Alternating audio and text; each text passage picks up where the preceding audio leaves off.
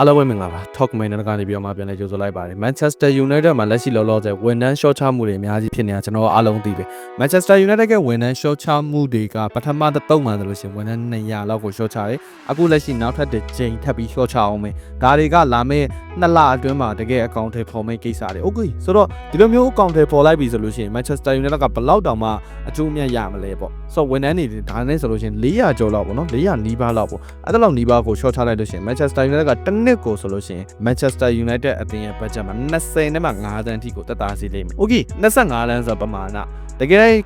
club အသင်းကြီးအနေနဲ့တွက်ချက်တယ်ဆိုလို့ရှိရင်အဲ့ပမာဏကအများများကြီးမဟုတ်လာဘူးဒါပေမဲ့25တန်းဆိုပမာဏက financial value အရကြည့်မယ်ဆိုလို့ရှိရင်25တန်းဆိုပမာဏကနည်းနည်းလေးတော့များတယ်လို့ပြောလို့ရတယ်ဒါပေမဲ့ဒီရတဲ့ပုံရမှာအရေးပါတာရှိတယ်အဲ့ဒါကပါလဲဆို United အသင်းအနေနဲ့ဒီလိုမျိုးဝန်ထမ်းတွေကို short ချတာထပ်စားလို့ရှိရင်ပို့ပြီးတော့မှ effective ဖြစ်တဲ့ way ကပါလဲဆိုတော့ကစားသမားတွေရောင်းထုတ်ဒါပေမဲ့ကစားသမားတွေရောင်းထုတ်ဖို့အတွက်ဘယ်သူကလိုချင်နေရလဲဘယ်သူကလိုချင်သေးလဲဆိုတော့ပြဿနာကလည်းရှိပြန်ရောဆိုတော့ okay ကျွန်တော်တို့ဆွမ်းနာကဝန်ထမ်း400လောက်ကို short လိုက်တယ်ဆိုတော့မှ United ကတစ်နှစ်မှာ20နဲ့မှ5တန်းပဲတက်တာမှာတစ်နှစ်ကို20နဲ့မှ5တန်း Manchester United မှာလက်ရှိလောလောဆယ်လစာအများဆုံးပေးနေရတဲ့ကစားသမားက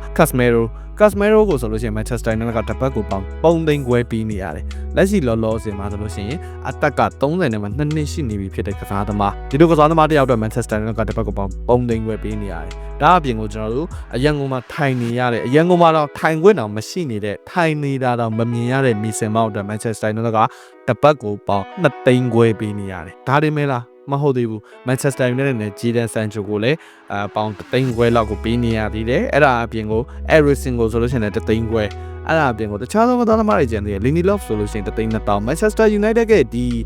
total weekly payroll မှာဆိုလို့ရှိရင်3.2တန်းလောက်ရှိရယ် weekly payroll ပေါ့နော်တစ်ပတ်ကို total အားဖြင့်လက်ရှိရှိနေတဲ့ကစားသမားတွေအတွက် senior အသင်းကြီးအတွက်အများကြီးပဲအဲ့ပမာဏက Liverpool နဲ့ရှင်မယ်ဆိုလို့ရှိရင်တော့ Liverpool မှာဆိုလို့ရှိရင်2.4တန်းပဲရှိတာကိုမြင်ရလိမ့်မယ်ဆိုတော့တော်တော်လေးကိုမှနည်းတဲ့ပမာဏ Liverpool အသင်းဆိုလို့ရှိရင် weekly payroll မှာဆိုလို့ရှိရင် Liverpool အသင်းရဲ့လက်ရှိ contract တွေရဆိုလို့ရှိရင်လစာအများဆုံးကစားသမားက Mohamed Salah 3သိန်းခွဲပဲရတယ်တစ်ပတ်ကိုဒါအပြင်ကို Van Dijk တကယ် Premier League ကလက်ရှိလောလောဆယ်တကယ်အကောင်းဆုံးသော center back ကစားသမားဒါအပြင်ကိုကျွန်တော်တို့အသင်းကို lead လုပ်နိုင်တဲ့ကစားသမားတစ်ပတ်ကိုပေါင်း2သိန်းနဲ့မှ2000နဲ့ရတယ်ဆိုတော့ contract remaining ကဒီရဲ့ယာဒီကုန်မှာဆိုလို့ရှိရင်ပို့ပြီးတော့မှတက်တန်းတိုးရတဲ့အတွက်ကြောင့်ဒီကစားသမားတွေရဲ့လစာပို့ပြီးမြင့်လာနိုင်တယ်ဆိုပေမဲ့လည်း Manchester United ကိုညီနိုင်ဖို့ဆိုတာကတော့တော်တော်လေးကိုမှနှစ်သိန်းကြားထဲမှာပေါင်း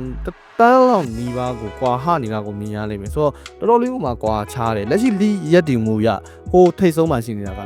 Liverpool တင်းတော်မှာ Manchester United လောက်လစာပေးရမှုနှုံထားမှာအဲ့လောက်မများဘူးဆိုတော့ okay လစာတွေအဲ့ဒါလိုအများကြီးပေးတာကဘာဖြစ်သွားလဲလစာတွေအများကြီးပေးတယ်ဆိုတာကတကယ်တမ်းပြောမယ်ဆိုလို့ရှိရင်ကျွန်တော်တို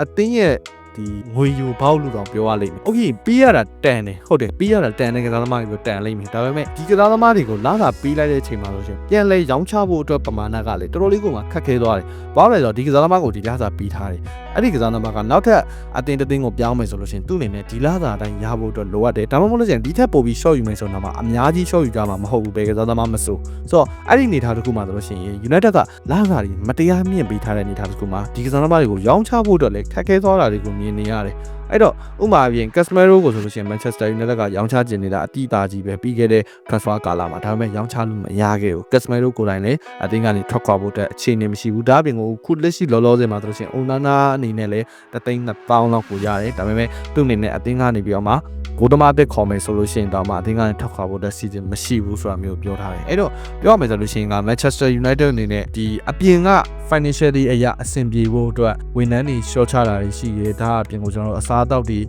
အကုန်လုံးကို short ချနေတယ် season နေတယ်ဒါပေမဲ့တကယ်တမ်းအရေးကြီးတာကဘာလဲဆိုတော့ဝန်ထမ်း short ချမှုကနေပြီးတော့မှရမယ်သူတို့အတွက်ဘယ်လိုပြောမလဲပတ်စံရရှိမှုကတကယ်တမ်းဆိုလို့ရှိရင်ကစားသမားတယောက်ရောင်းချလိုက်တာကအဲ့ထက်ပိုပြီးပတ်စံရနိုင်နေပြီဒီကစားသမားတယောက်ကိုဘယ်လိုရောင်းချမှာလဲဆိုတဲ့အကြောင်းအရာကိုပဲပို့ပြီးတော့မှ negotiate လုပ်တင်တယ်လို့ကျွန်တော်ကတော့မြင်တယ်လက်ရှိလောလောဆယ် Manchester United နဲ့ကြုံတွေ့နေရတဲ့ပြဿနာကအဲ့ဒါပဲကစားသမားရောင်းချမှုက United အတွက်အဓိက focus ထားမယ့်အနေထားဖြစ်တယ်ဒါအပြင်ကိုကျွန်တော်ယာဒီကိုမှာဆိုလို့ရှိရင်ကစားသမားရောင်းချမှုအများကြီးကိုမြင်ရဖို့တော့ကျွန်တော်ကတော့မျှော်လင့်နေလက်ရှိနေထားရဆိုလို့ရှိရင် Manchester United နဲ့လူတစ်တယောက်ဝယ်ဖို့တော့မှလူဟောင်းတယောက်ရောင်းရမယ့်အခြေအနေတစ်ခုမှရှိတယ်အဲ့တော့ United အနေနဲ့ဒါကလက်ရှိလောလောဆယ်ကြုံတွေ့နေရတဲ့ financial ဘိုင်းအနေနဲ့ပတ်သက်ပြီးတော့မှအဓိကပဲ discuss လုပ်တာပါဆိုတော့ United ပရိသတ်တွေကရောဘယ်လိုမြင်ကြလဲ comment မှာဝင်အောင်ဆွေးနွေးကြပါကျွန်တော်နောက်တစ်ပုတ်မှာပဲထပ်ပြီးတော့မှတွေ့ကြတာပေါ့